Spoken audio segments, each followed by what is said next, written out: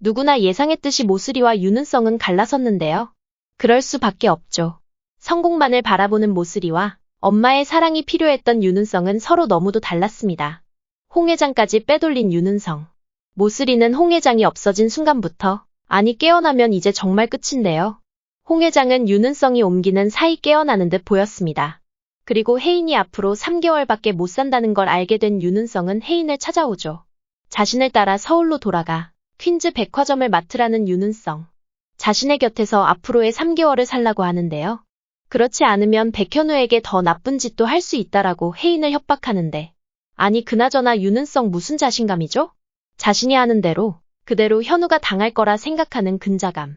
정말 어이가 없는데요.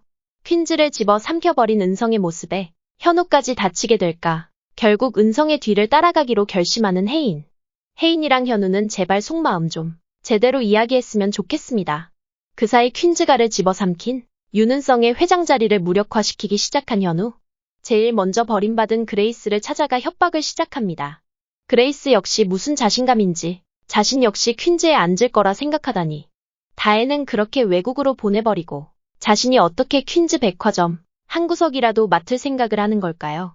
그동안 못된 짓을 일삼았던 그레이스는 결국 현우의 협박에 어쩔 수 없이 증거를 넘겨버리는데 혜인에게 정신 팔린 윤은성은 그레이스를 이미 버린 카드라 생각하기에 신경도 못 쓰고 있죠. 그레이스가 준 증거로 인해 결국 윤은성은 이중거래를 했다라는 명목으로 회장 자리에서 끌려 내려오게 되고 혜인 역시 회사로 돌아와 현우를 뒤에서 서포터하며 나비서와 함께 그 증거를 뒷받침해줄 것입니다.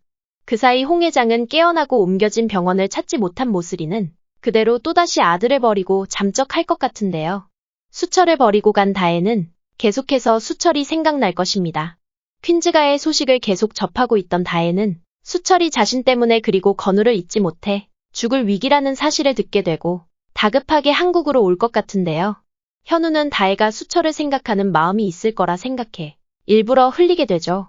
다혜는 현우의 설득에 결국 자신의 죄를 밝히고 퀸즈가 관련 모든 재판의 증인으로 나서게 될 것 같습니다. 수철은 그런 다혜를 용서하고 다시 건우와 셋이 행복하게 사는 모습을 꿈꿀 것 같고요. 사이다만 나와도 모자를 파네 자꾸만 윤은성이 혜인과 현우의 사이를 갈라놓으려는 모습이 정말 짜증이 날 정도인데요. 결국 현우도 저희의 마음을 알게 된 걸까요? 꺼지라는 말이 이렇게 사이다인 줄 몰랐습니다.